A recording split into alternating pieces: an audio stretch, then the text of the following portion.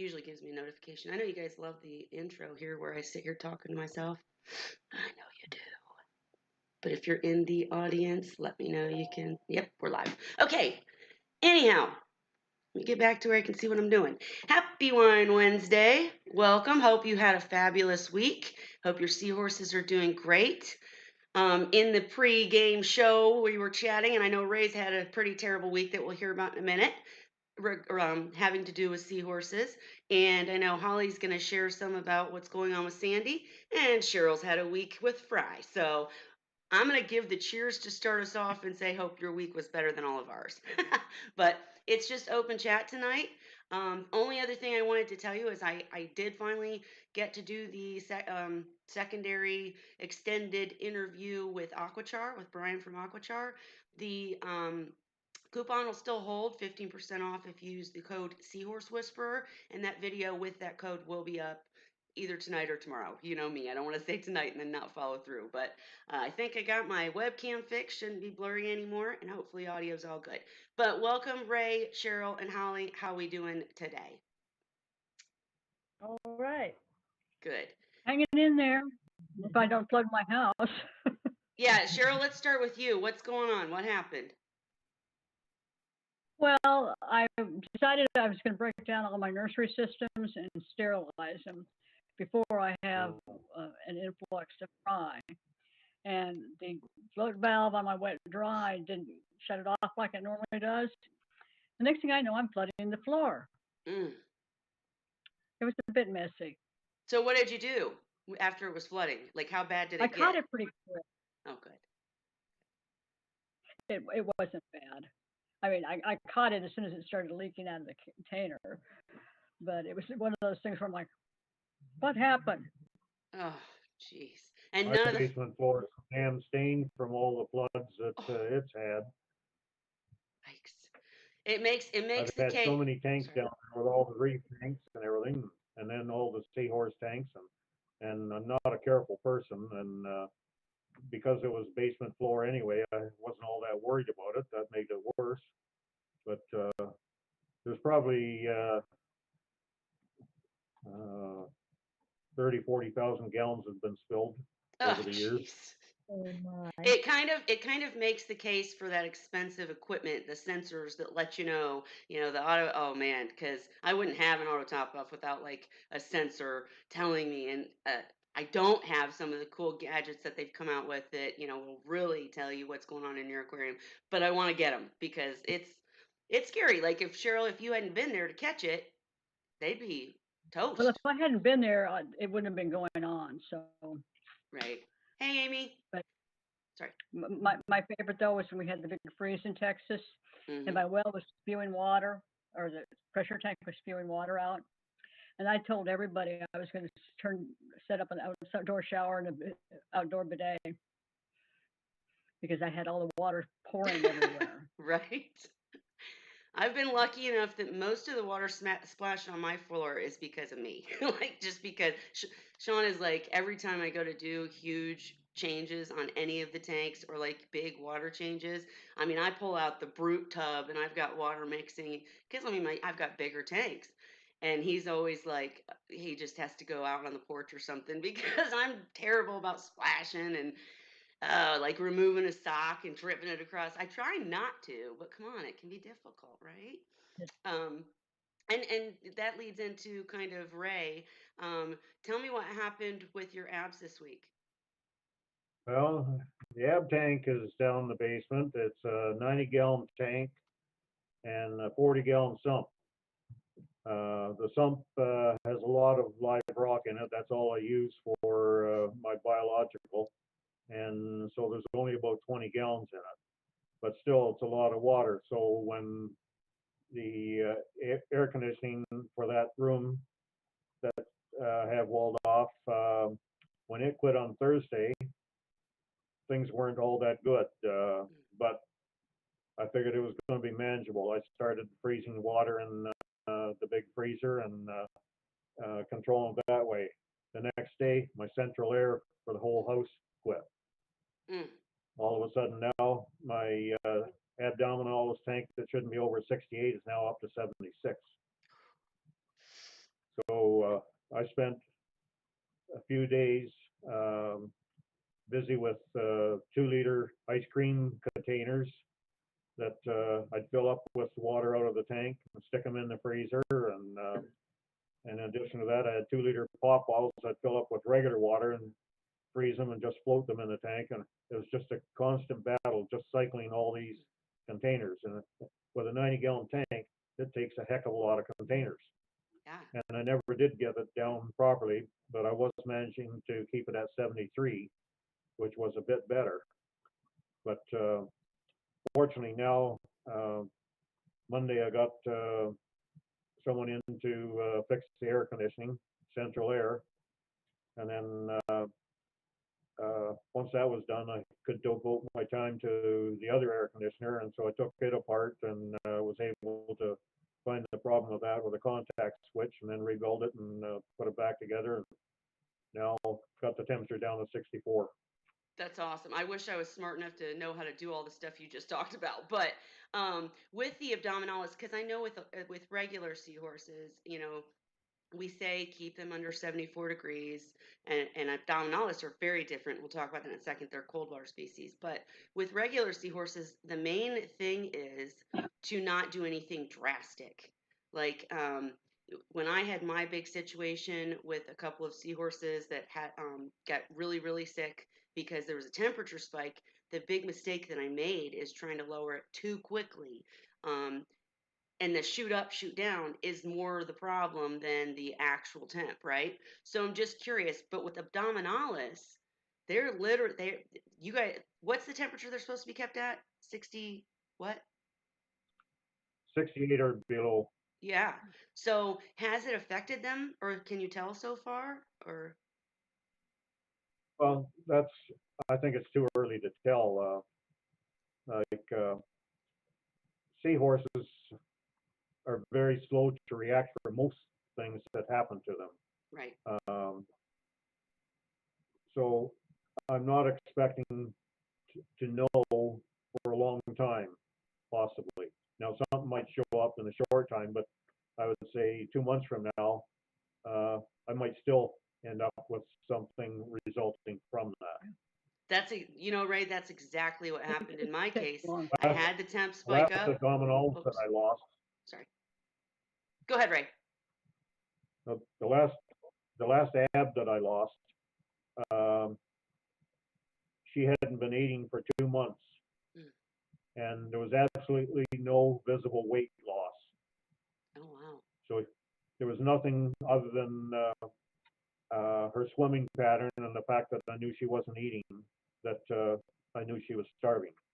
So it's um, I keep reading about these seahorses that are getting so thin. I'm wondering, with my experience, and not just with the abs, but it takes one heck of a long time for them just to die when they're not eating. Like it's not something that happens in a week or two.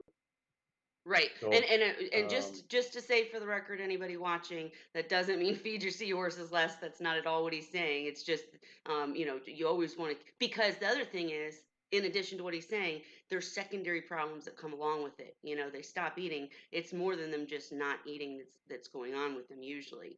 And Ray, what happened, what you're talking about, the 2 months until you see something, is exactly what happened in my case. The temp rose and fell, and it took me a long time to even figure out that was the triggering thing that caused my seahorses to get sick, because it didn't happen for 2 months. And so I had to really rack my brain and talk to Dan and figure out what had happened in those 2 months that could have gotten them sick, because nothing else had changed. But that temp spike, it ended up a bacterial problem. Don't know if how or why or the science behind it, but it didn't show up for 2 months, and then they were really sick. And there's a video of me treating them and saving them, but it was pretty scary. So definitely keep us updated. And were you going to say something, Ray? well, I have no idea why this one stopped eating. Right. And I only tube fed her a couple times, but as you know, uh, in this past year, I've made the decision I'm not going to long-term tube feed seahorses anymore. Right. I'm too old. I've got too many other problems, and it's it's just beyond me to make myself do it anymore. Uh, I'd kind of be interested in so knowing the. after Sorry. there was no improvement, there was no improvement over the times that I did it, and I had no idea what was wrong. I can't get meds around here. The only thing I basically have is the Diamox, and so it was just, and she was, I guess, just over the 5 year mark, Hmm. and so I just let her go, and she lasted a little bit over the 2 months. Well, I was gonna say I'd be curious to if anybody ever researched or did any experimenting. I'm curious how well um, tube feeding works. Like, how many times were you successful with that with any seahorses? Probably maybe 2 out of 10 in my career. Yeah, see, it just doesn't really to me. That's I not mean, I'm not that's not a factual figure. right, but I'm It's just in just what I anybody. perceive in my. Sorry, I'm not. I don't keep trying to keep talking over Ray, guys. It's because there's a little bit of a delay, so I think he's done and he's not. I'm sorry, live, you know. And I will shut up and let him get out what he's saying. I promise, every time. But no, yeah, I'm. You're not giving facts for sure. You're not trying to tell anybody, and anybody who wants to try tube feeding, you know, more power to you. But I'm not sure that I would do it either. I've never been in this circumstance where I had to, and it's a scary situation anyways. And so I guess if you know that you had two seahorses and one was sick, that's something you would for sure try. But I totally understand what you're saying, that you've tried in the past, wasn't that successful, and now you're over it. It's sad. But on to the point about the seahorse not eating, getting weaker, eventually passing, and not losing weight. That is really interesting when you see some of the seahorses that people, you know, get in that are is the word emaciated, Cheryl, am I saying that right? Yeah. Emaciated, where you can literally see the indents are way in, like it's not rib cages, but to me it always looked like rib cages, you know, that were really indented. So why do you guys think that some seahorses, does that mean they're really, really not cared for, or do some seahorses just show? Uh, when I found that pair of tiger tail seahorses at this store that had been there about 12 hours, they were emaciated. I mean, they looked like swimming skeletons. And I spent 6 months doing everything I could. They finally gained weight. Next thing I knew, I had fry, and they made it over 7 years. And they were large adults when I got them. But I think that's the exception rather than the rule when you see an emaciated seahorse. I found the few emaciated ones that I bought took me a long time to get them looking filled out, and I'm a person that likes to feed a lot, especially in the last half of my seahorse episodes. But when I guess whenever I've encountered anyone with ones that are thin, I have to think that it's probably been a long-term situation where they haven't been getting enough sustenance, or if there has been enough sustenance, there's something wrong with the seahorse that it's Mm, not getting the nutrient from it. Yeah, Uh, very good could be point. parasitic. Everybody's going to tell you, oh no, they've been feeding it enough, but you can put a lot of food in, but if you're not doing it at the right time, like if you're putting in a lot of food twice a day, the seahorse is only getting a certain measure of that nutrient. If you put that same amount in 4 or 5 times a day, it's going to get one hell of a lot more nutrient because now it's not going to be pushing it through the digestive tract, pardon me, without getting as much out as possible in their rudimentary tract. Um, so, and the more nutrient that they're going to get in time, it's going to build up their immunity, Mm. and it's going to make them healthier and not not completely resistant to bacterial disease, but I think it makes them a heck of a lot more than they normally would. Sure. And I just want to say, if you're someone who literally, because of your schedule, can only feed 2 times a day, we're not putting you down. There's different ways. I'm a proponent for smaller, more frequent feedings, but sometimes people just can't do that. If your seahorses are healthy, they're healthy. And I Hmm. agree But with what Grace. you can even split it up just a half an hour to an hour apart. Right, you Like from could when you stop exactly. Yeah. one feeding, wait half an hour before you start another one. Even that's going to be better than just trying to get them to absorb them enough, all in one stage. No, I agree with you, and I think it's a good point. So yeah, if you're only feeding twice, break it up within a half hour. I'll tell you, the little piggies will eat again half hour later, I promise. So definitely good points. Before we jump, because this is all leading really well into Holly's story, or talking to Holly about Sandy. But really quick, I wanted to jump to comments and say. About temperature, Dylan's little hobby said, I need to get a chiller. I try to keep the tank at 73, but it always jumps up to 74.5. And a few times I've seen it at 75.5 due to water change mistakes. And I would say, and you guys can comment on that yourself too, but I would personally say that doesn't terrify me. Those numbers don't terrify me. And yeah, of course, get a chiller. I personally, it's a big expense for a chiller. And I'm just very fortunate that my family are apparently cold-blooded people because we like it cold in the house.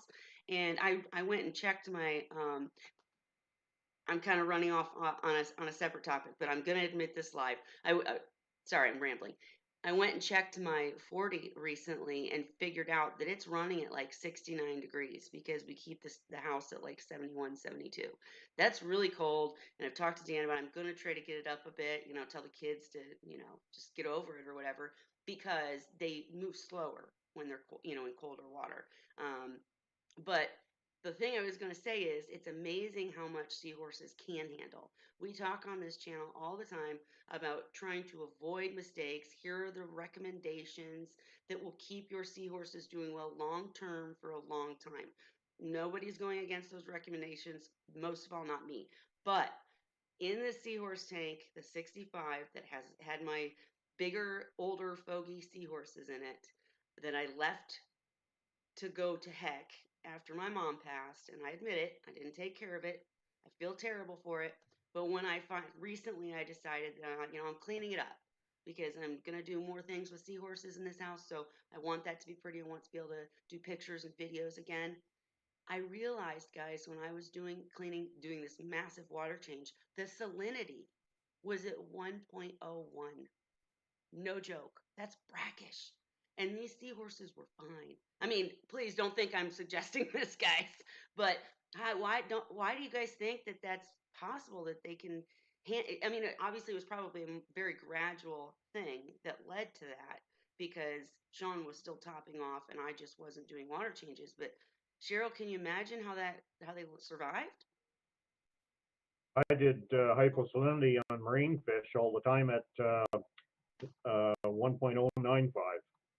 Really? But you've I've got to done be hyper. really accurate. Like I have lab equipment, so I was able to know exactly at that point. Because if you get down to the 1.09, then it's not good. But 1.095, you can work at that, and they can stay at that for a long time. So in Uh, other words, I decided to clean up the tank just in time, right? Because if it Yeah. had gone any lower, yeah, ooh, I I, felt I so I think bad. they do. I think they Just do goes to better. show everybody makes mistakes, y'all. I admit them. Go ahead, Yeah. Cheryl. Well, I think they do better with more of a hyposaline solution than a hypersaline. oh Mm. yeah. Uh, I also, I typically keep my tanks in the summer months. When they start getting up to 72, I start hitting the panic button. Mm. And I typically, in the winter months, they're going to be running about 68 to 69 through the coldest part of the winter. Oh, But good. I'm Okay. also, yeah, I'm also the nut that had a whole 30-gallon tank full of about an inch and a half erectus, Hmm. and I lost power one night. The tree, uh, the ice broke a tree limb. Tree limb took out the power, and it was about 20. It was well below freezing out. And I when remember I got up, that. yeah, when I got up that next morning, all of them were laying on the bottom on the substrate, not Mm. moving. And my paramedic days kicked in. I started doing very gradual rewarming over several days. Dang that they didn't all lift their little heads up and they started to swim toward the top where it was colder. And they dart back down, and I didn't Oh. lose a single one. And don't ask me how, Well, it sounds because they like were you. emotional. Yeah, but and that's amazing. Just shows don't give up just because something looks really bad. Jump into Seahorse Sources Yeah. group and try to do whatever you can because that story right there. I don't know what I would do if I woke up and they were all laying on the bottom. That would I don't know that I would be Well, smart enough to and try to fix it. yeah, I had tears in my eyes because this is my first real success raising seahorses. Mm. And it was one of those things, when they started swimming again, I was absolutely blown away. Oh yeah. I did not expect it to make it. And my big tank uh, got it down into, I want to say, the low 60s. And they were definitely moving slower, but they were still swimming. Right. But just, And yeah, don't give up on them just because it's cold. but another thing I think you did really successfully, like I was saying earlier, is the gradual. Don't shoot it, don't stick a heater in the tank, and that's not going to go well. Do it really gradual, bring it up slowly, because it's the changes that mess them up. And Dylan, like I said, Yeah. the numbers you're talking about don't terrify me. Sure, try to get it down, but if it's like just jumping point 0.5, that doesn't terrify me. But if you're talking 60 to 7 to 80, that's you don't want to do that quickly. And Uh, Dylan's yeah. also asked, what do you think that, well, two things. He said, do you think a lower salinity is less dangerous than a higher? And Ray answered lower better than higher, which is what Cheryl was just saying. And I've noticed too, on this all-in-one, guys, I'm trying so hard to love it, and I'm just such a sump girl. I like more water volume. I like more room to do things. Patty Hernano's Reefs keeps helping me with new solutions to deal with things because things keep coming up, and I'm like, it's too little water from these changes. Like, okay, I'm rambling, but if I have a 65-gallon tank with a 40-gallon sump and something happens, it's not immediately danger. In a little 40-gallon all-in-one, man, if I do a water change and the salinity or the temperature is too high, it's an immediate effect and harder to fix, you know? And it's a lot of changes versus gradual, which is what we're talking about. And I did a water change on that tank recently, and I made the same mistake, Dylan. So don't feel too bad. The salinity was too high. It was like 1.025, and I usually keep my tanks at 3. Most people keep them at 1. I mean, I'm sorry. Yeah, 1. And I'm probably saying those numbers wrong. But anyways, point being, I could tell instantly the seahorses got dark. I could tell they weren't happy. Luckily, I was smart enough to test some things and figured it out and fixed it gradually. But yeah, totally feel ya. And then Dylan's also said, what do you think the danger degree is for seahorses? So you guys, what do you? Obviously, Ray thinks abdominalis is over 69, but for regular Yeah. seahorses, Well, go ahead. pots are different than, they're more like, engines are more like pots. Mm. But with the rectus, they get above 74 because Vibrio then, and they're going to be carrying, very likely carrying Vibrio, is going to become highly pathogenic as the temperatures increase. So that right there is potentially lethal alone. But it's going to vary by species. I know a lot of people prefer to keep tiger tails at about 68, Hmm. but again, they're from a different part of the world. Right. So it depends on the species. I tell people get to know your species before you try to plan your tank. Absolutely. And Dylan, you said you keep your seahorses at 1.023 to 1.024. And I don't necessarily think that's high. It's again just what you're keeping it at. You don't want drastic changes. And if I keep mine at like 1.022 to 1.023 and it was at 1.025, that's to me that's just they didn't Yeah. like it. Put it there. What do you guys keep your salinity at? I'm curious. Yeah. And then we got to get to Holly. I'm Go ahead. sorry. I said, what do you keep your salinity So at? I keep mine. It varies a little bit. The SG is typically just below 30. It'd be 1.020 or 1.022 in that range. I'm Mm. at 2.3. Mine's the same Yeah. as Cheryl. I'm 1.020 to 1.022 generally. Yeah. Keep in mind too. I mean, they're finding seahorses in the brackish water in the Thames River, and again, obviously dwarfs and erectus oftentimes live very close to shore, so you're getting runoff, which is changing your SG fairly significantly when you have massive flooding like we've had recently. Hmm. Uh, so it's one of those things that they have to be able to adjust or they would not have survived. Right, and my But I'm tank proved that they can adjust. Not that you should do that on purpose because it was no, an accident, but they can adjust. And yeah, Cheryl, totally agree with what you were saying. And again, all of these numbers that we're talking about, like obviously you can see even in this little group, we do things differently, and each tanks are doing well. Learn what your seahorse is like, and stick to it, and just try not to have those crazy whack, out of control changes, because that's what does it.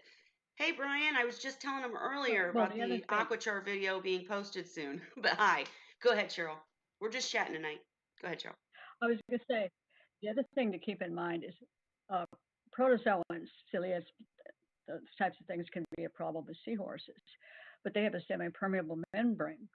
So if you reduce the specific gravity a little bit more, they can't osmoregulate. In other words, they can no longer maintain their cell membrane structure. Mm, And when that happens, they die. mhm. And so I tend to go a little on the low end most of the time, specifically for that reason. That makes sense. Maybe I should go a little lower for sure.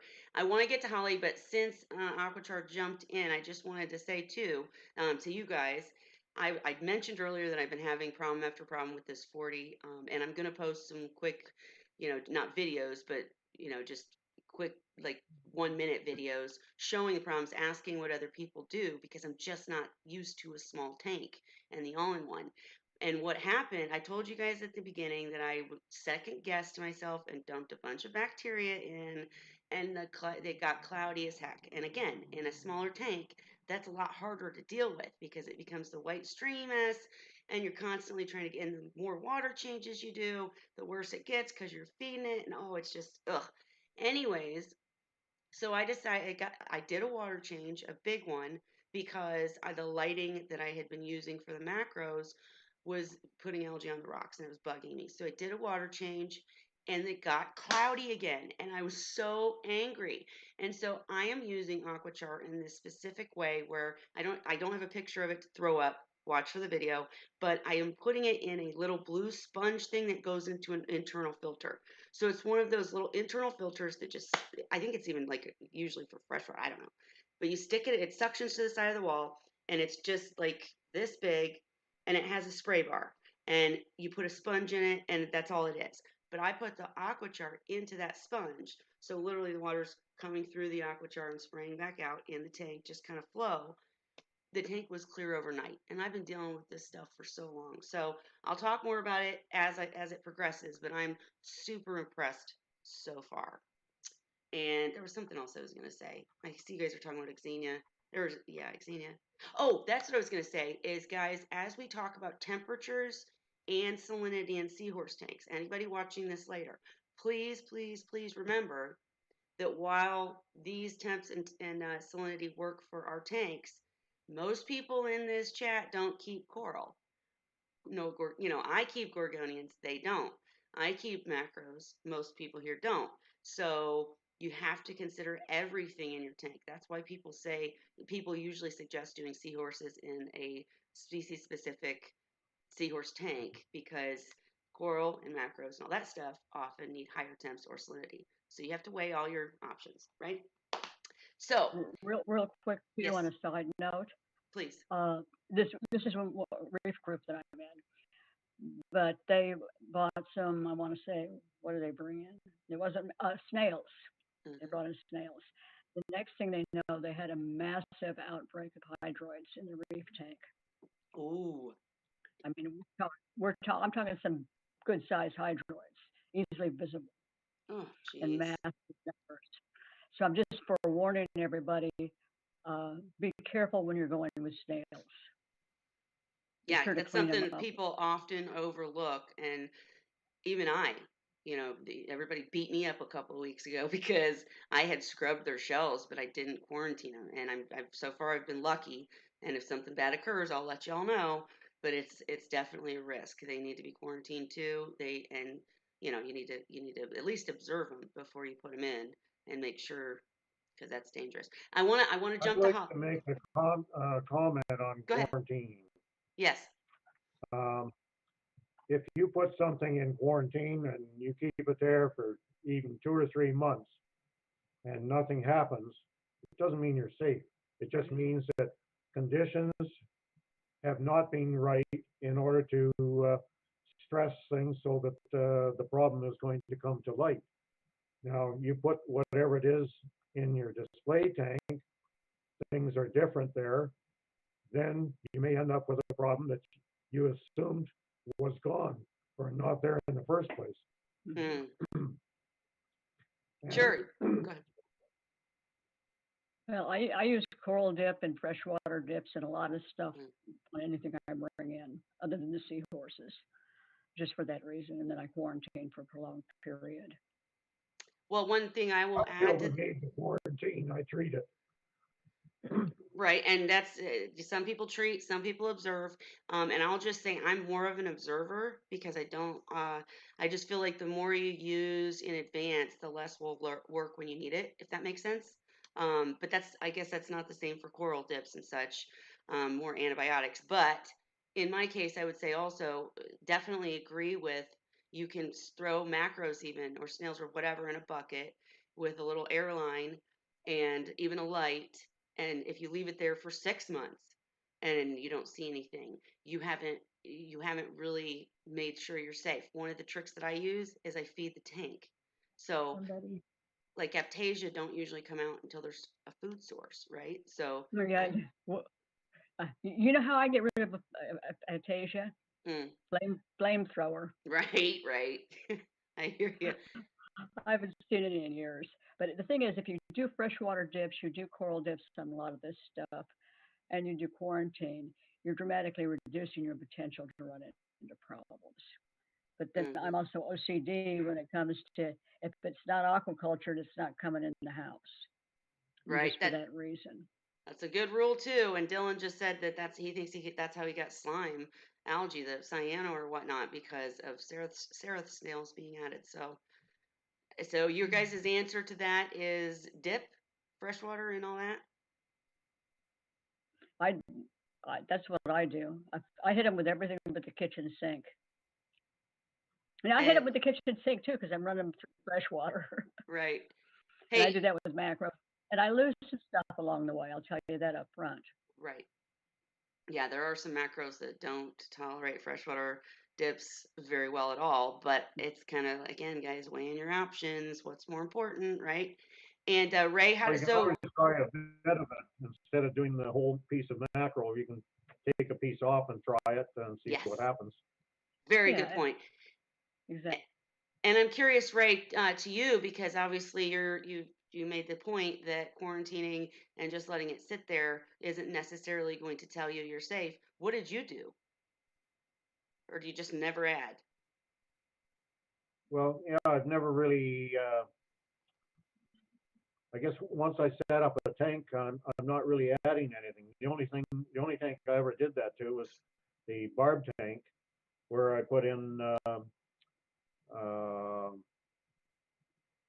that red mackerel that we had the discussion on a long time ago, Right? and I sent you pictures so you could identify it. Yep. And I put in a leather finger, and what's the other one that Kenya? Kenya? Yeah, Yeah. But so and did you do anything before you added them or well, first I freshwater dipped them, okay. um, and I'm trying to think. I can't think of the name of the stuff I had from my reefing days. It was old, probably outdated, may have expired, but just in case, I did a dip with those as well, or with that. And I don't know whether that was successful or not, but I never ended up with had any problem in the tank due to that. I had enough problems with the barbs as they got older anyway, but Right. um, it wasn't related, in my opinion, to what I had done when I put the other stuff in years before that. Well, sounds like freshwater dip is what most people in here at least are doing. Hey, if you watch this later, Good to I hear want to it. hear what you do in the audience. Feel free to let me know in the comment section. Anything that's worked for you, not worked for you. Want to hear about your experiences. What were you going to say, Cheryl? Because I really want to get to Holly. Poor Holly's been Okay. sitting there. I was just gonna say, I'll do the freshwater dip, but I figure if corals can handle it, macros and snails can handle a coral dip too, Hmm. and that also will help. Good point. Good point. And Dylan, after we talk to Holly, I'll try to jump back to the slime algae or the cyano, because I totally understand the pain of cleaning it and feeling like it's all better. I feel the same way about this cloudy crap in my tank right now. Not the same, I know, because cyano is a lot harder to get rid of. But in fact, if Brian's still in the comments, how does Aquachar compare to or fight off cyano? Is there any recommendations? I'm curious. But either way, I'll try to get back to it because I know that pain when you're trying everything and it's not working. I know Holly last week, the other Holly, was talking about green hair algae and just the never ending trying to fight it is really terrible. But I do want to get to Holly real quick. Miss Holly, tell me what's going on with Sandy. So figured out he had a bacterial infection. Started with his tail, and originally thought maybe he injured it. I'm thinking now it actually started as internal and Mm, came out, thinking possibly urinema. But he was in the hospital for 22 days, started with Furan 2 and Sulfaplex. Tail started healing, but it was taking a long time. He never eats when he's in the hospital. So he ate, I think, the first 2 days. He ate a little bit when he was in the hospital. So the last 3 days of his treatment switched to Canaplex, Metroplex, and Sulfaplex altogether. And he's getting weak, still not eating. Dan advised me to use B12 to stimulate his appetite. That didn't work. mm, So after 3 days, and he was starting to lay on the floor in the mm, hospital tank, I went ahead and decided to put him back in the display tank to say goodbye to his friends. I'm probably going to lose him. mm, So this was on Sunday, and he laid on the floor. I gave him food, to try and see if he would eat. He still hasn't eaten. I have clove oil. I kind of made the decision to euthanize him. mm, So I was reading in a book about it, and based on reading in the book, I felt like I needed to know a little bit more sure, exact, sure. dosage and how to proceed. So I wasn't comfortable doing it yet. I asked Cheryl, if she knew, what, measurements and stuff, and she said she actually doesn't do that. She lets them pass naturally. Mm, And so then I thought to myself, well, why not do that? And just let him pass on his own. So as of today, it's day 26 of him not eating, his mm, fourth day in the display tank. Today was tank cleaning day, and I didn't want to disturb him. So I took him out and I put him into one of the buckets of clean water with a hitch. mm. And he sat up and hitched to the thing. Huh. And then when I put him back into the tank later after, I had moved around and was done cleaning, when I went to carry him back in, he showed strength, he started squirming, you know, in my hand and gripping his tail. And I'm like, he still has some fight left in him. Mhm. So then I was like, I don't know. I've seen a video on tube feeding. I have the stuff I need to do it, but really in the past I decided I probably wouldn't do that if a seahorse needed it. You know, I feel like it's not really going to help. He might pass anyway, Mhm. but if there's a chance that's what he needs and he might survive, I would try it. So I just don't really know at this point, yeah, what to do. His tail is better, by Yeah. the way. His tail healed, Well, despite he was sitting up. He was wiggling all over the place earlier today. When yeah, you in my hand. Yeah, when I was putting him away, he got all yeah. squirmy. So I'm like, well, he's still got some fight in him. So I don't know that I should just, leave him alone, let him pass on his own, keep trying to give him a little food next to him, see if he takes it, or try the tube feeding to see if that gets him going. Or he might have, like I said, his infection might be internal, and he's never gonna get over it, and he's Well, Well, just gonna slowly wait, wait, wait. die. I don't know. Sure. one Here, thing I that got a couple. Hang on, I got a couple questions for you. And first off, I want to say absolutely no judgment because this is a topic that just sucks. When your seahorse gets sick, and Holly has gone through so much trying to make oh sure yeah. that he got better. I mean, and I've been sucky on social media lately. Apologies to anybody I saw you tagged me and I didn't even have a chance to look at it, Holly. But with the medication, and I'm just asking. There's no judgment in any way here. But my first question is with the medication. You added all the new medications.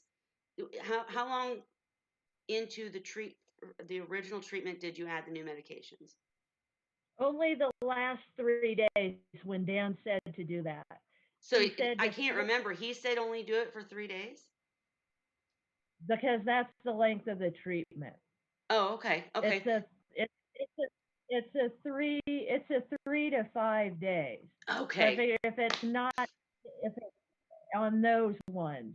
So I okay. had him in the Furan 2 and Sulfaplex for a total of, I think, 19 days. I was gonna say it's like 19 or 20 days. It was Yeah. 19 days in the Furan 2 and Sulfaplex, and then went to Metroplex and Canaplex. Right. Mhm. And that was what, at that point, after 3 days of that, he was laying down in the tank. I'm Yeah. like, he's not going to make it. I'm going to stop the treatment. I'm going to put him home so he can pass, with his friends around him. Well, wait. That's There fine. was That's a actually. thought about Go ahead. being contagious, but the thing is, whatever he had, they have to already have because They've he been came from exposed. there. They've all been together for years. So Mhm. they've already been exposed. Which means And Dan they was they saying may be some resistant. just may have an immunity, more immunity than others. It might be what's going on.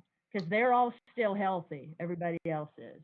Well, The, oh, they may have resistance to it where he doesn't, and that's Mhm. where the big problem comes in. Mhm. One wait, thing wait, wait, wait, wait, wait. uh, But Cheryl, I'll Cheryl, need to Cheryl. Wait, wait, wait. I've got a quick question in there because that's kind of where I was going to ask. Because I totally understand Holly's perspective. You care more about the seahorse and you want him to spend his last days with his friends. And if he recovers, amazing. And I agree. Sometimes medications are causing more harm than good. It's miserable in that water for him. Um, but the contagious part does scare me because the fact that they were together for years, your Nema and these things are ever present. And what happens is a seahorse, they're in the tank already, but the seahorses either have a good immunity against them, or when one seahorse gets sick, it's because and nothing else has changed, nothing's been added, and you're like, what the heck? It's because something happened, like a temp spike in my case, or something happened that you don't even know about, but that one seahorse was so stressed that his immunity dropped and he got sick. And I do agree. I just want more information, like maybe from Cheryl, because I agree with what you did, Holly, and I don't have anything to say about it. I just would hate to see the rest of them actually get sick. But is it all related to stress? So, like, if the others don't get stressed, they're good? Is that kind of what it boils down to? Stress is going to definitely reduce any organism's resistance. Mm-hmm. In his case, it may have been he's had Fry before, and he had Fry again recently, and that may have been Mm-hmm. the hurdle that he went over, and then he started coming down sick. Because we know that they're not immune to all this stuff. We know they can carry a variety of different, Yeah. both bacterial and parasitic problems. And it may be nothing more than he just overdid it a little bit with his last brood.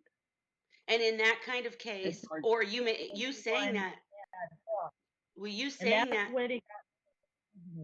you saying that made me think too of the cases where when a male seahorse has fry, some of the amniotic fluid or, unprogressing, I don't know how the nice way to say it, fry that didn't make it, they were still in the pouch or stuck or whatever, the fluid, sometimes that can cause problems if they don't expel everything.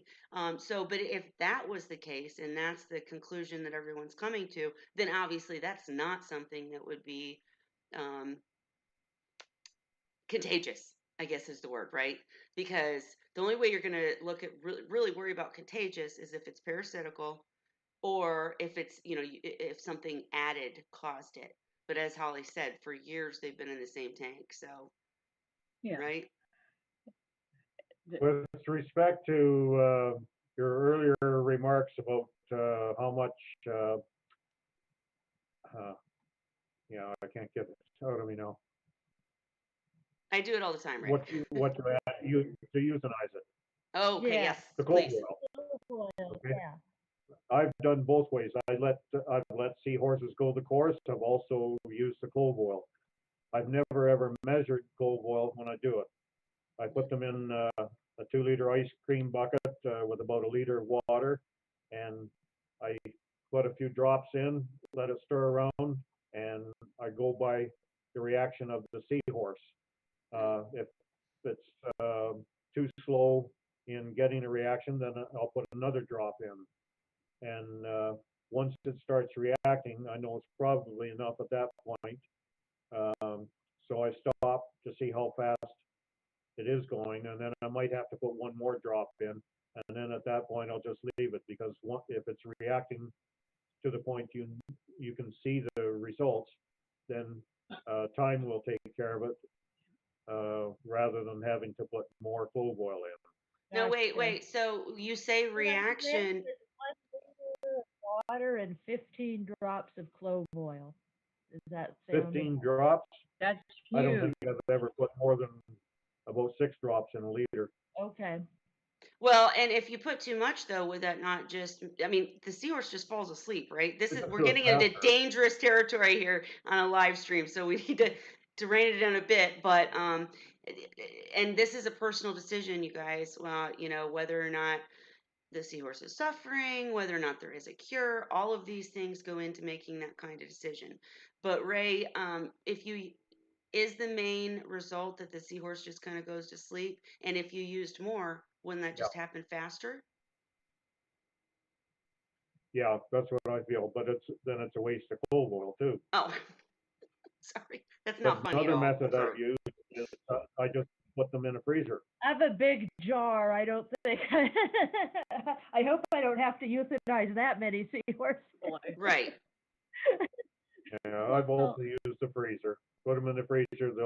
With the cold, they'll just slowly pass on. Which sounds crazy, you guys. When you say something like that, like again, you have to understand when people that have kept multiple seahorses for a very long time say stuff like this, they're talking about one in every, this is not an all the time thing. And it can be compassionate to make sure the seahorse isn't suffering anymore. Or in Dan's case, he's talked numerous times about having to call, fry that had problems. Well, you're making sure that they don't spread that to others seahorses, and it's just a personal decision. So we're just chatting here, but I just pray that no one takes any, doesn't. We're not condoning anything or saying anything's good or anything like that. We're just talking about what's been done, and it's in the case of doing what's best for the seahorse, and that's a personal decision. Well, So yeah, it's a matter of you don't want to see them suffer. yeah, It's like when you have a pet of any kind. right. Now, cry, and you take them to the vet, Hmm. and you have them put down because they can no longer move. Hmm. Maybe they have cancer, whatever. It's heartbreaking. It is. And see, that's what I don't want. I don't want Right. anybody to be upset. I'm sorry, Cheryl, that Not this upset you. No, Go this it's ahead, Holly. week okay. last year, I was doing that with my dog. I Yeah. lost to cancer. I had to have him put to sleep because the chemo wasn't working. He would have bled to death. He would have Yeah. bled out, Mm. hemorrhage.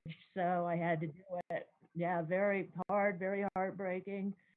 Um, so yeah, with Sandy, it's hard. It's hard to make the decision of whether or not I want to go that route. Right. But he's not Well, We suffering. He's just not will eating, put right? our pets down to keep. He's not eating. He's laying on the bottom, but he can move. And like I said, I saw him sit up today if he wants to. He occasionally, when another seahorse comes to visit him, he'll move a little bit, but he can't get up off the ground really. He can't go Mm. swimming around. So Mm. he'll go scoot back to the ditch and hang on again. But he's just very weak and well, the only other alternative at this point would be, again, if you make that decision, I can't make it for you. If you decide to try tube feeding him, the biggest difficulty with tube feeding is you need to get it back past the hyoid bone in that area. Mm. Otherwise, it's just all going to squirt out of his gills. All the food you I've put in. never saved one by tube feeding that I didn't start uh, within about 4 or 5 days after they stopped. Anything that I started tube feeding, like say 10 days or 12 days or something after, I've never saved one then. so you think it's too late to even go try that? My I mean, you're personal right. experience. Is there a certain point if a seahorse hasn't I eaten agree. for a certain point, then does it become like it can't? Is that basically the bottom line? I Or it think can't get nutrition? at one time in the hobby, people used to say that if it went for more than 4 or 5 days without eating, you'd never get it to eat again. But I don't know if there's any fact behind that. I've never seen anything um, Well, that yeah, I would Cheryl's seahorses consider. were in a box for 7 days, so that can't be true. Yeah, yeah, Uh, that's very And true. I know that's true because Sandy went 17 days without eating the last time he was sick and started eating again and then improved. but I think it makes a difference too on why they stop eating. Yeah. If Sure. in Cheryl's case, it was because they couldn't eat, Right. but in many cases, they're not eating because of something internal. And And whatever that that's Problem is what I get internally. whatever that is So getting it's worse. different. Yeah. And Mhm. Holly, that's the other thing that what you And just like mentioned Ray makes said, me he's wonder not too. skinny. Oh, what I was going to say He's is not oh, skinny at all. right. And Like you think him not eating, he'd be skinny, but like Ray said, he's not. Like Cheryl saw the video of him today. and I'll go look. He's skinny. He looked very normal. He was being a bit of a pain. He wanted you to let go of him, and he was fed up with being held on to. Well, Mhm. And he was being connected to the plane. I want to say that I'm going to cross my fingers and send prayers and good luck and all that stuff because I've told the story before. One of my hybrids, what you said a minute ago, Holly, really struck home with me because I always wonder too.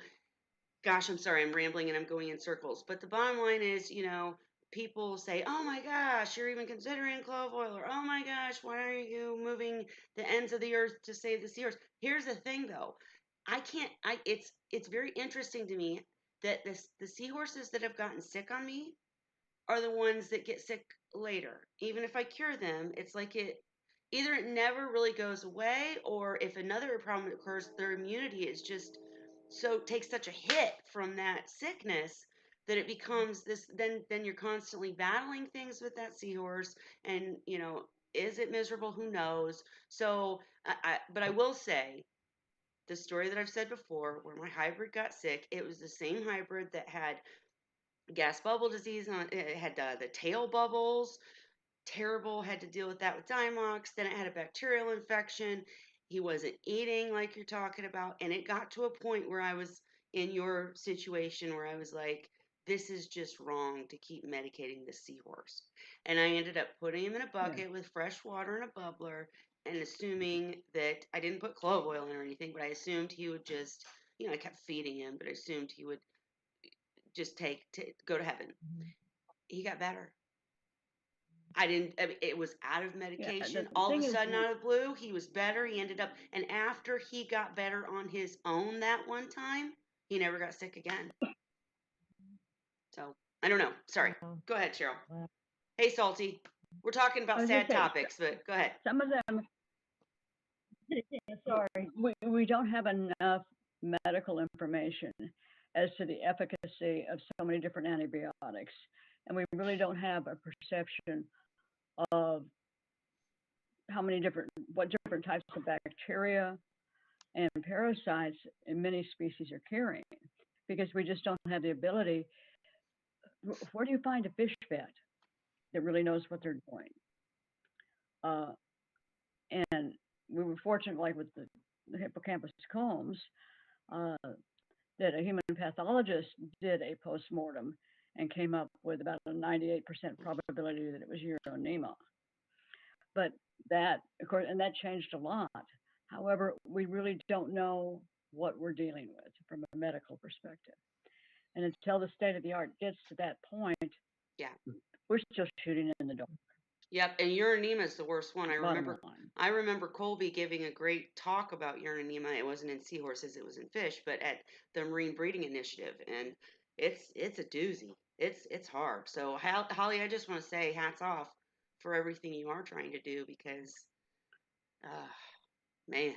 Well, back then when we were dealing with uronema, basically the story was forget it, just euthanize them because they'll never survive. Right. Well, that wasn't exactly true. Right. But I must admit, I managed to, on my first attempt to treat him, I managed to save one. It's just And not I got easy. better at it over time, but I learned a lot along the way.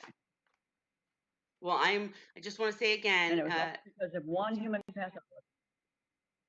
right. Thank goodness for him. And I just want to say I'm still here, guys. I just had to jump up real quick. But open chat. If you have questions, I'm gonna jump to Dylan's questions. And I'm really apologetic that we're having a topic about something that's so sad. But it's a real problem, and we come to Wine Wednesday to try to problem solve. And Holly, was there anything else you wanted to say or ask or talk about? I kind of cut you off about the feeding and stuff. Oh, no. I think in conclusion, I'm just gonna wait and let him pass on his own, and just see what happens. I Or mean, a miracle, and he gets better. he's also the first one that I've had, pass. Like I've had seahorses before, but they all pass suddenly. They didn't get sick really. Right. So maybe then I'll have a better frame of reference for future times. What will happen. Yep. Once you go through it, then you got a better idea. Still, you guys know I'm the dummy that literally set up a tank and dump bacteria in. Often when you go so long between episodes of something, you get kind of nervous that you don't remember everything. It's kind of silly. But Now, Right up my age. start fresh too, Cal. Last time I kept seahorses before this was 2008, so I mm, hear you there. I couldn't remember how to set up a saltwater tank. Right. Hey, Kelly, you Yeah. want funny cycling a seahorse tank? When you go out and buy a new bottle of ammonia, you dump in the same amount and you check it, and you've got 20 parts per million of ammonia instead of Oh. 2 parts per million. Yep. And I posted on my page the other day, Dr. Timms did a great MACNA interview where he talks about why that stalls the system and the nitrates. Holly, are you showing us something? No, I'm just gonna go grab a beverage, and I wanted to keep tracking of stuff. Oh, okay. No worries. And yeah, Holly, when you come back, I want to hear how the rest of the seahorses are doing and everything else. But um, Well, I got 3 big boys that are growing like weeds and are now inflating their pouches. nice. I have a nice big girl who's looking very eggy these days. Although she's not really dancing with him, I don't think she's quite made a decision yet. Uh-huh. Sadie lost her shyness today. She was swimming around with Scrappy Doo. The lights were coming on this morning.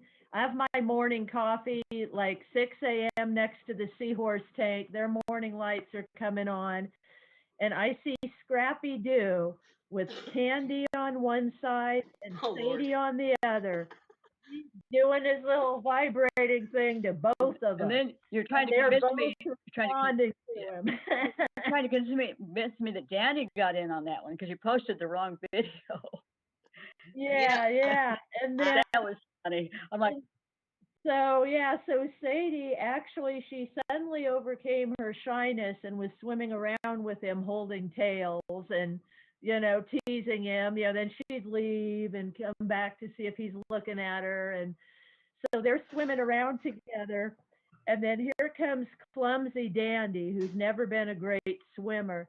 He comes along and crash lands, throws himself down right between the two of them. Well, yeah, he wants in the action. He just doesn't have the stamina. You know what I want to And see? so poor Sandy's laying on the bottom of the tank, dying, watching all this. Oh, don't say that. You know what I I want to don't know, know. though? I want to know if a female, or I'm sorry, if a male could take eggs from 2 females. I think I've read about it before. Can't it have eggs from 2 females? Anybody? in Oh, in theory, yeah. I can't see that it'd be wanting to. Well, sure. But some women are Yeah. forceful. I'm kidding. Well, or if they're not full, like what if they miss? Like what if they're young, like mine is, and hasn't been successful egg transfers? Can there be like partial egg transfers? I've seen partials, and I've even seen a female after the partial transfer. I've seen the female go back and pester the male to try Yeah. and give more to the Wow. male, and the male wouldn't have anything to do with it. The female ended up dumping the rest. Right. That's So once the they're done, they're covenant for done. young ones. Yeah. Well, I I've have seen that in one. young pairs. I have one quick announcement, Holly, that I hope will bring a smile to your face.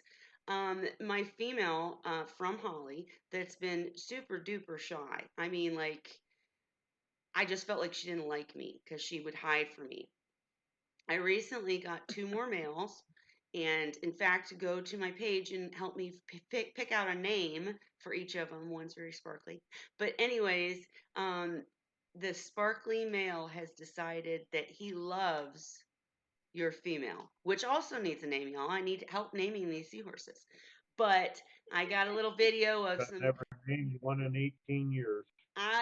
But Ray, I'm a girl, so I named my seahorses. All right, and and they were tail holding, and this male was telling the other male. I mean, I've got video of it. He's like, steer clear. This one's mine. It was so cute, and she was just like, okay, and she wasn't being shy anymore, but she was like behind. It was just Yeah, cute. She's happy. Hey, one of my that's cute. favorite courtships. Okay, I've got an older pair of combs in one tank. and they have reproduced before. And I've got added some more youngsters. Well, they weren't small; they were probably about the 5-inch range into the tank. Okay, so here's the male and the female, the older pair that have reproduced before. They're dancing. Along comes one of the young males. And dang if that female didn't grab him with her tail and flip him onto the substrate and pin him down. She told him flat out, stay away. Love it. I've They get I've never possessive. seen that before. And I was just sitting there going, wow. Hey, Ray, I'm curious with abs, because we talk on the channel all the time about how seahorses don't mate for life, but Cheryl has pointed out that some species do. And Ray, are abdominalis, are they free I, for all? I didn't catch that, are Ray, abs what? did your abs pair up and stay with the same seahorses, or did No, they anybody's game? It varies. yeah, it was anybody. Okay. It depends on the pair. I had one male that I got from Draco Marine a number of years ago, and he was extremely large. Hmm. And when he was pregnant, he would attack any male that went near the female that he mated with. Hmm. And it got to the point that she had no choice. It was him, or he was going to take care of everybody else in the tank. Reed and I were the only ones I had that situation with, Really? you know.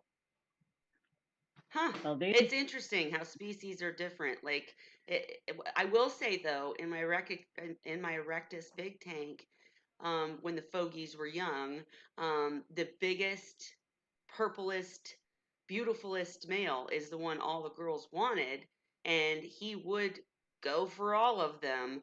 But like the females seem to only go to him. So I think they just weigh their options, make their choices, and if there's nobody else there, well, they're not gonna I suspect it's not the stop. species that matters. I think it's up to the individuals, just I like Good the think point. human race. Good. that's what Sandy was. He was like your big C. All the females wanted Sandy, and Mhm. now that he's not well, Scooby. that Scrappy Doo is the king of the tank. Scooby Doo. Scrappy's like die. Oh, that's terrible. I'm sorry.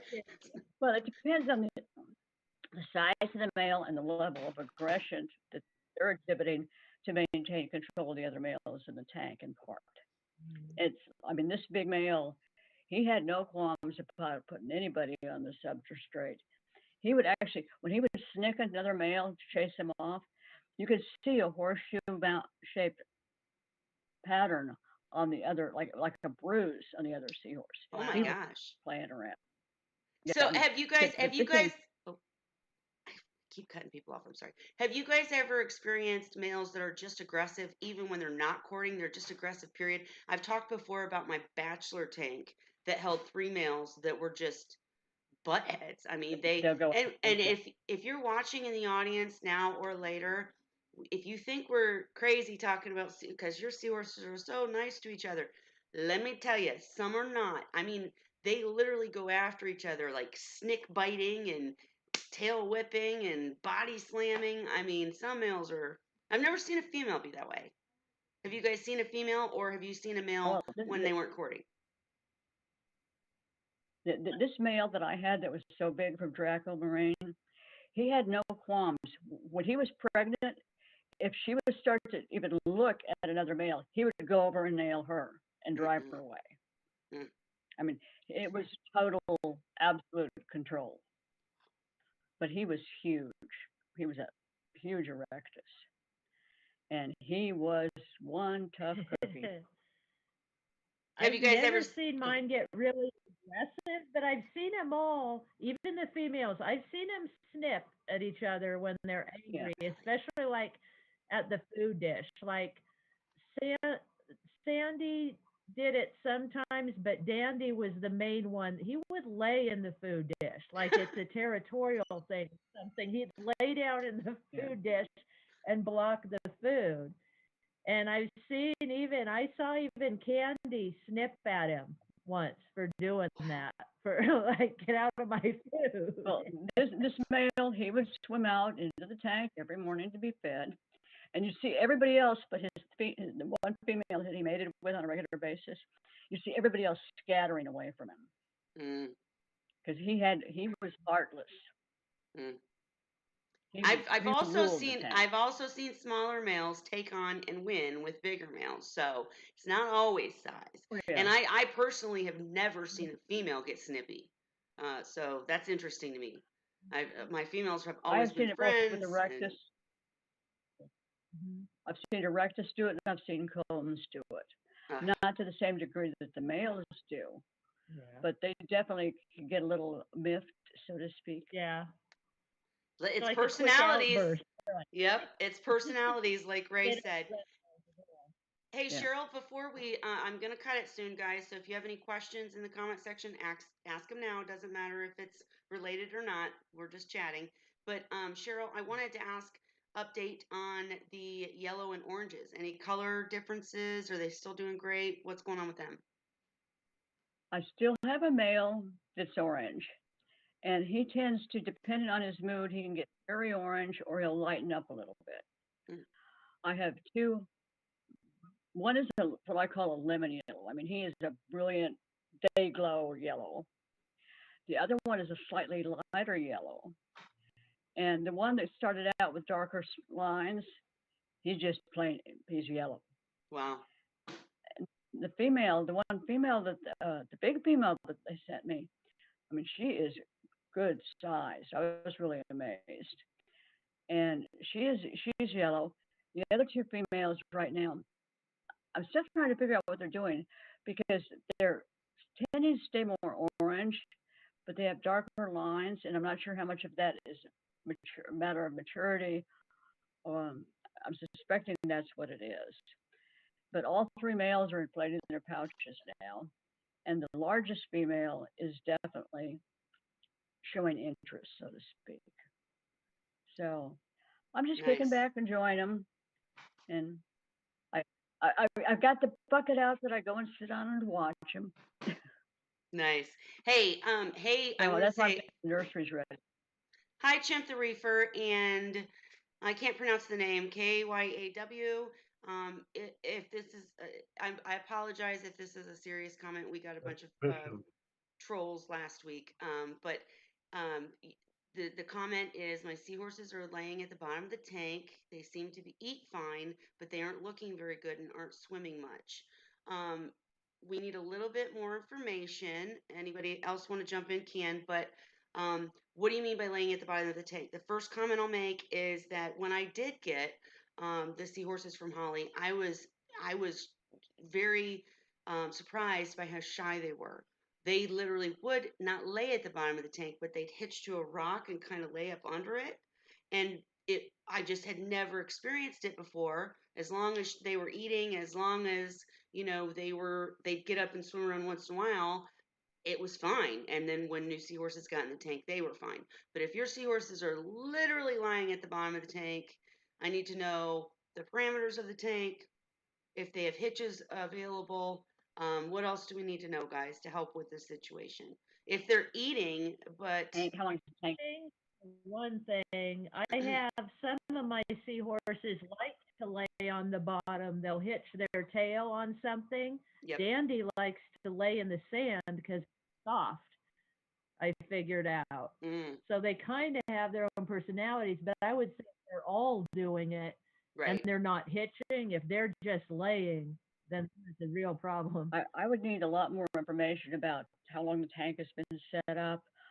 How long What you've are the had the water pressures? What's the seahorses water and temperature? temperature. Sorry, Cheryl. Yes, how long the tank's been set up. Temperature, Cheryl said. What if they're lying on the bottom of the tank? I'm kind of curious about the flow because I don't think my seahorses could lie at the bottom of a tank without being hitched to something. Does that make sense as a comment? So they sometimes swim around. I have a sea fan in the tank. You can keep commenting and we'll keep trying to help you. And I would sincerely suggest, so that you can share more in real time, I would suggest going to Seahorse Sources group, posting a video or picture, and we will help you. I'll put a link before we go. But he did say, and I know Ray wants to talk, he or she, sorry, said one is very active, but the other one is hitching on the sea fan now. You only got them 4 days ago. So yeah, let's go back to when did you set up the tank? How did you cycle it? Um, we'll help you no matter what the problem is. We will help, Yeah. but got to know what to help. Ray, what were you gonna say? I'd say automatically, if I've got seahorses lying on the bottom, they're into a hospital tank, matching the specific gravity and temperature of the display with open-ended air lines for aeration and water movement.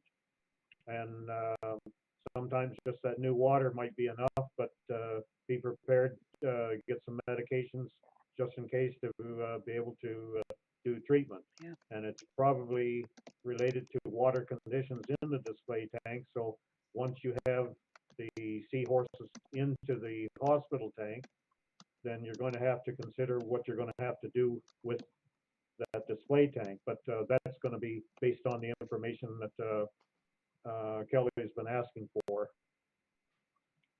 Yeah, it's like when I got in, even that shipment after 7 days of the box before they arrived, they were all stressed. You could see it, but they were swimming around the tank. They were active, and it took them a couple hours to really settle in.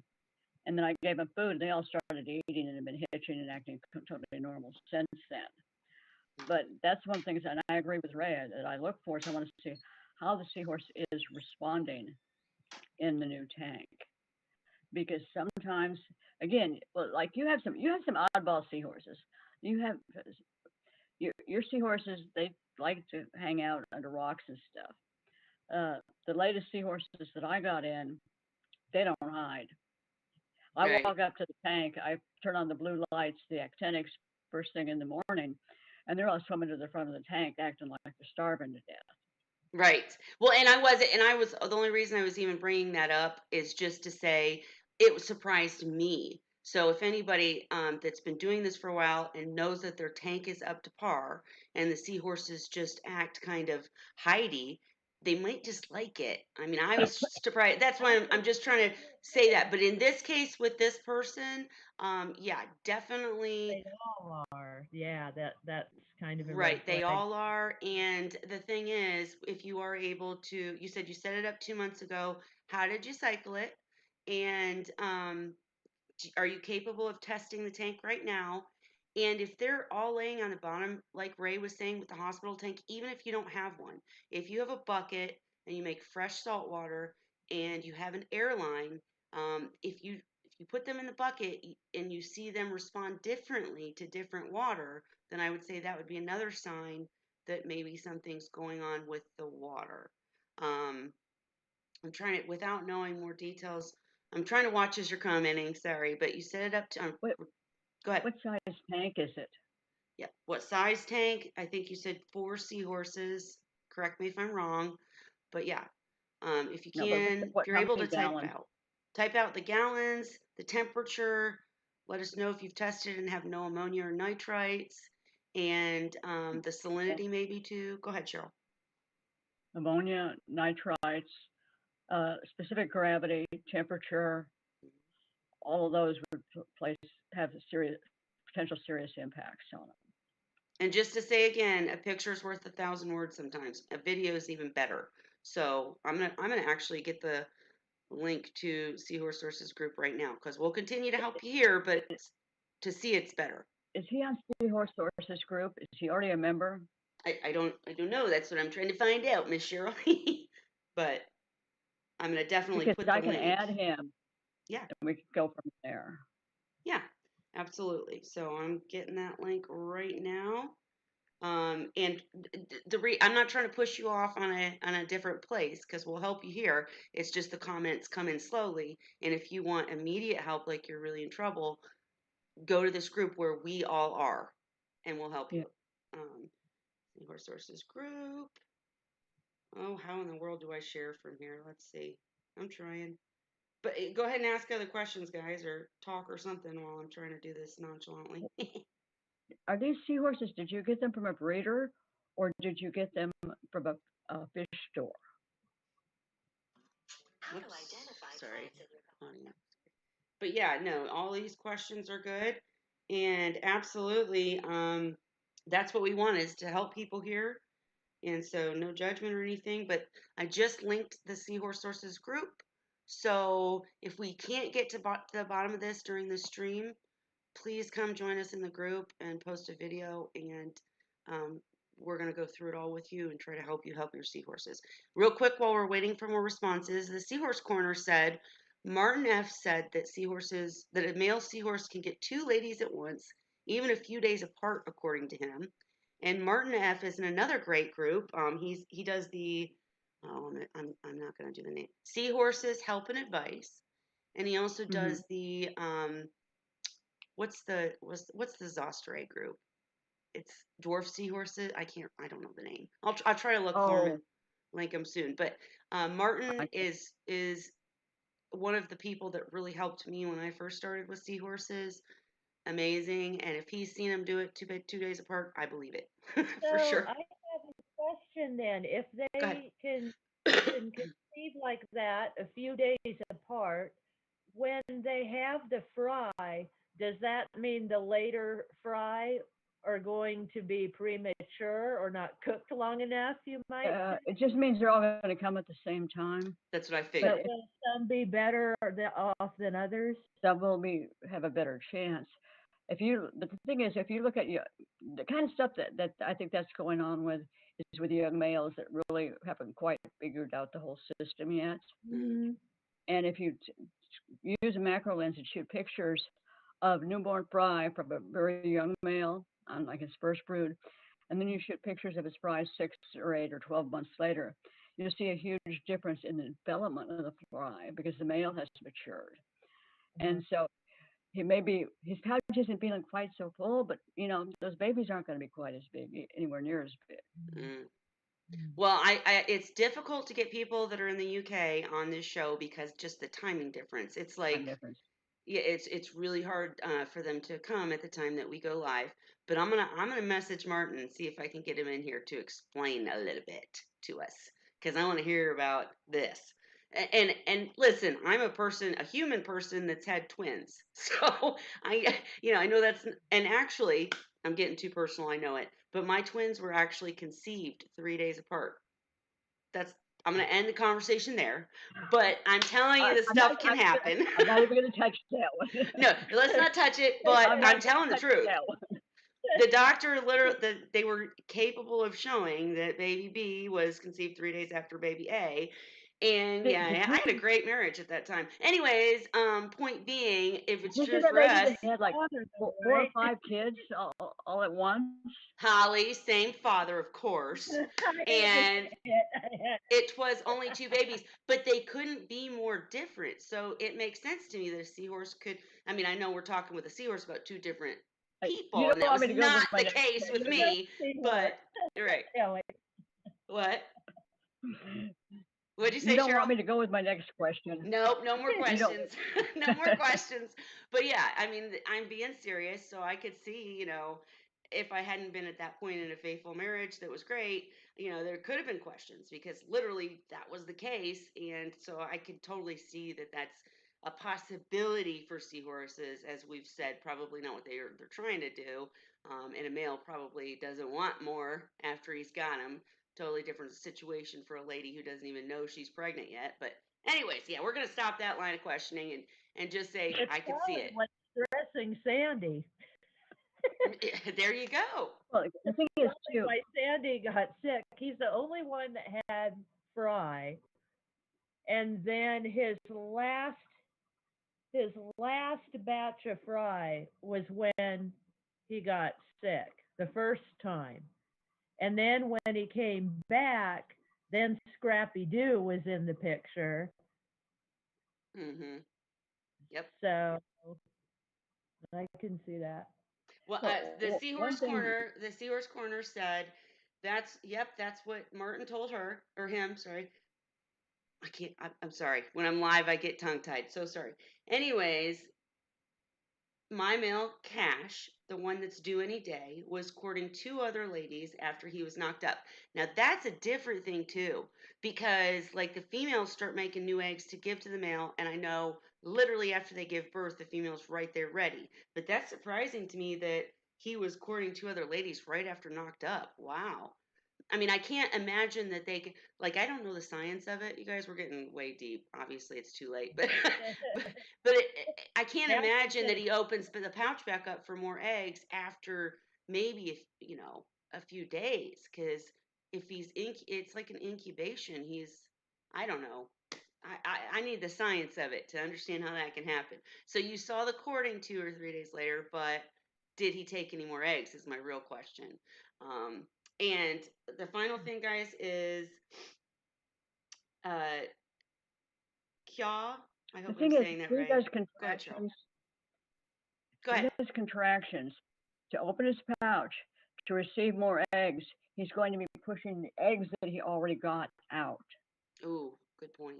Right. Think about because he's not going to be able to inflate the pouch enough to accept the ovipositor from the female to take on more eggs unless he pushes eggs out. That makes sense. So And now now, and too, oh, go ahead. I was just saying, I read an article it's been years ago. It was a scientific article, and they were investigating. This was in, I believe, Australia, and they did show some document instances where a male would expel eggs and accept eggs from another female. Oh, wow. Yeah. But it had to do with the size of the female in proportion to the male. The thing is And again, I don't know how accurate that was. It was I've a long seen that time. happen. You saw that, Ray? Yes, I've seen that happen. You That was have? with Redeye. That was with Redeye. So a You've female had that? or I'm sorry, so a male literally took eggs from a female, squirted them out Yeah. to get eggs from a better female. And I think it was about a day after when they Yeah. expelled it, and Well, then took it from the other one. listen here. I understand that seahorses are about survival, but if I was that female seahorse, no way, right? I mean, come on. That's so rude. I was thinking that maybe something instinctive, that he knew there was something wrong with the Right. batch that he got Exactly. and expelled them. It just so happened that there was another female at the time that was ready and was able to give them to him at that time. No, But that I That's think makes what this sense. article was. Yeah. That's That logical was what instead of the article emotional. was trying to find. there was over 600 in that brood. You are a glutton for punishment when it comes to fry, Ray. Well, I've had some batches bigger than that with the Redeye. Oh, I'm sure. I didn't have any that big with Erectus. No. Okay, I want to But really they were quick. just bigger fry. Sorry, I want to really quickly go back. Kya, if I'm pronouncing it correctly, did comment again, and I do hope we're gonna have to cut this off soon. I keep trying to shorten these Wine Wednesdays, and then we end up chatting for hours. So I'm gonna have to cut it off like in the next 5 minutes. But I really hope you'll come to Seahorse Sources group so that we can help you further. But the question that was asked is, I don't know if this happens to you, but they turn pink sometimes, literally pink, and they're very shy. Most of the times they drag themselves along the tank. They don't really swim that often. And again, please come to the group so we can help you further. But if you know that your tank parameters are good, that the size is good enough to tempt the salinity, if you already know all the recommendations and you followed them, I'm telling you, that's how this girl, my female, acted. When I first got her, she scared the crap out of me. I kept thinking she was dying or dead because she would literally go on her side. I have videos of this. She'd be flat on her side, hitched, but then she'd like push herself with her tail across the tank, but never leave the bottom and then hitch on something else. And I'm like, can she not get up? And again, now that there's these other I big, huge males in the tank, she's up like a normal, I mean, she's just shy, And I'm not saying that's the I case. Come to the think group so we something can that help you. you're But in there, Kelly. Also, I've noticed that they do that more in a bare bottom yes, tank. yes. My like she did, and my young ones.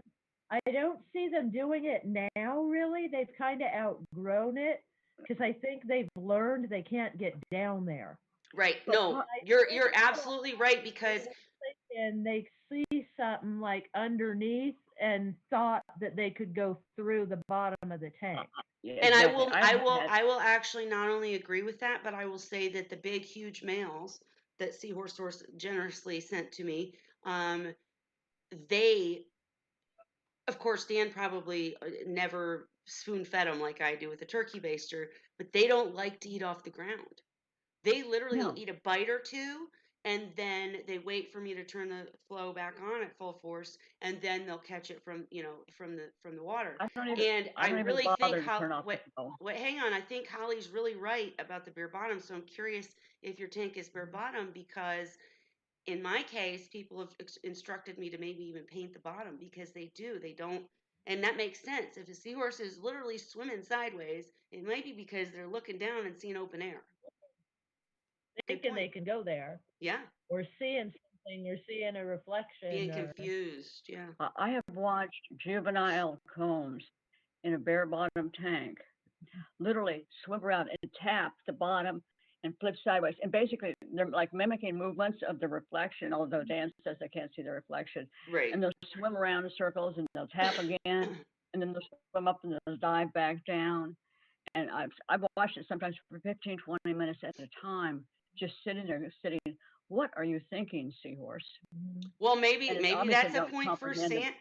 Sorry, maybe that's a point for sand in a seahorse tank. I mean, maybe it is Yeah, a better situation for them. I mean, we do bare bottom for our own convenience, and in my years of keeping seahorses, it's never caused a real problem, but that explains a lot of things. So, well, the interesting. thing is, But if you put a solid board underneath and make it a dark color, yep. it's not going to be a big deal. What happens is if you got light shining coming through underneath and Yep. coming up, I don't think they have any perception that there is an end to this tank. Well, and you know what? That's a good point, Cheryl. Just because you mentioned light, I have a light coming. Thus far, they've only had room light and light from the window. So when I add the light, I'm gonna do that before I paint the bottom, just to see if it makes a difference. Because I just have never had this, but it makes sense what you guys are saying. And before we do go, guys, because I'm gonna have to. It's almost 10 o'clock. But I want you to address really quickly, in response to the pink comment. Dylan said it's funny, and he's talked about this before, about his male turning bright green while sitting in macros. And she's always the color as the rocks and hides. So the color changing, we talk about color changing and don't buy for color, even though Cheryl's kind of proven that wrong with her orange and yellow seahorses. But anyways, we usually say don't buy for color because they change and they will camouflage and they will chameleon into whatever's around them. So my question to you, Kya, is whether or not you have a bunch of pink things in the tank. But have you guys ever seen pink seahorse? I've seen purple. I have seen some pictures of pink recently. Really? So, yeah, someone posted like a pale pink. I've never Yeah. seen any of mine. I have some of mine will turn super white, Oh yeah. like white as snow to match the white corals. It's really pretty. I've seen pictures of pink pygmies. Pink what? Pig, Pygmies? Pygmies. Oh yeah, for sure, pygmies. See, And the in my pink. tanks, everything turns yellow or orange or a combination thereof. And I mean, this has been going on since 2012. I mean, it's nothing new to me. It's just don't You ask me. It's just what I get. you have the perfect. You know the tricks. You have the black background perfect. You have the things in the tank perfect. Don't pretend, Cheryl. You're a seahorse goddess. But no, I personally have never seen pink, and the reason it really kind of excited me, or made me want to make sure we talk about it, is because I know that Dan talked recently or many times about how he tried to create red seahorses using red decorations, and that didn't work out because I can't remember the science of it, but somehow they red looks black to them, so they turn black or something Well, like that. We'll I ask him when mean, he comes back. And one more thing I want to mention. Don't forget to subscribe to the channel, and so that you don't miss. Dan does intend to do an episode soon where he talks about how to protect yourself when hurricanes come as that season is approaching. So in light of all the things Kelly, that have can, gone can on you to these see? people. Can you see Holly's picture? Oh, let me make her big. horse. Okay. She's Oh blending yeah. in with They're several of them. I just went to where you can look at pictures, like on Google, Yeah. and just Googled pink seahorse. There's a bunch of pictures of pink seahorses. So yeah, apparently that is a color that they will be. Looks like this one, he's blending in with the coralline on the rock. Actually, Yeah, you know that's what? what it would be. Wait a minute, wait a Yeah, minute. exactly. Here's the main question, That final that question. that is that a stubborn angustus? Right. That if I could ask the question, that's what I was going to say is, Kya, I'm very curious what we never asked. What species of seahorses are you keeping? Because once Holly and Cheryl just said those things, I recalled, yeah, my Barbori turned pink all the time. I Yeah, just haven't had the exactly. Barbori in a while. So depending on the It's species, they would it's be it's see like through. Combs. Yeah, Oh, isn't that cutie? My Angustus were always brown. My Barbs, the first ones I had early in my career were kind of a tan color, um, and turning towards a chocolate, a milk chocolate kind of color. But the last Barbs that I've had for the last 5 years were basically yellow. exactly what I'm talking about. Exactly. Another one. Anyway, folks, I gotta go get back in the chair, get the pain levels down. So Mhm. I have Go to take say care of goodnight. you, Ray. Thanks for coming. Okay, good night, all. Good Glad night, you got the Ray. Take care. abscess. Yeah, and his talking about the air cutting out, even though Dan's presentation will be on preparing for hurricanes, it's still having some of those things already. When stuff like what happened to Ray happens, then you have a resource. Because I know for me, if something terrible happened, I would have no idea what to do because I don't have stores that are close enough that sell the things that I would need. So, Well, um, it's like when we had the hard freeze here.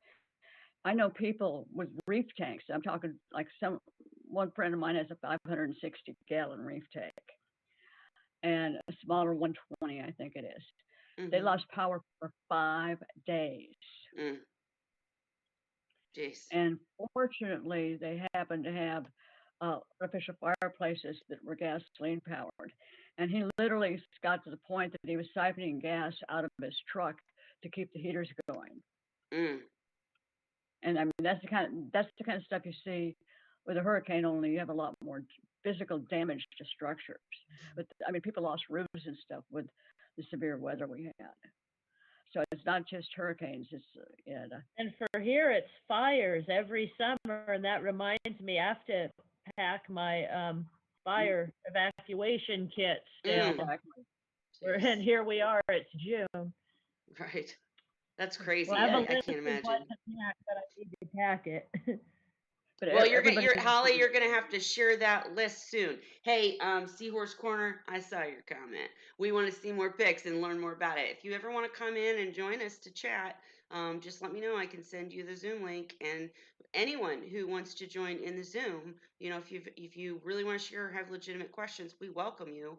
Um, can't have trolls, but if you're serious and want to come in, we are more than welcome to have you jump in and chat with us. Ladies, listen, I know we're still chatting, but I got to call it for the night. So we discussed a little bit of everything tonight and great chat. Thank you, everyone, for coming. Watch for the Aquachar video. Tonight or tomorrow morning will be posted. Use that link to get your Aquachar 15% off. And hopefully we'll jump over to Seahorse Sources group, help Kya more with the seahorses at the bottom of the tank. And we're going to ask Holly for updates in the future about what's going on or what's happened with Sandy because we care. But ladies, I'm going to ask you to say goodnight because I've got to call it. We're going too late. But we'll be back next week, and we're going to try to line up speakers that can talk about the science of it and maybe get Martin here. All right, cheers again because I kept talking. Cheers. cheers. Hot bullet. Yeah, Sierra Nevada Brewery. That's where I live. Love Ah. it. But I'm the home of Sierra Nevada here. Nice. All right, we will see you all next week. Thank you for coming. Happy Wine Wednesday. Cheers.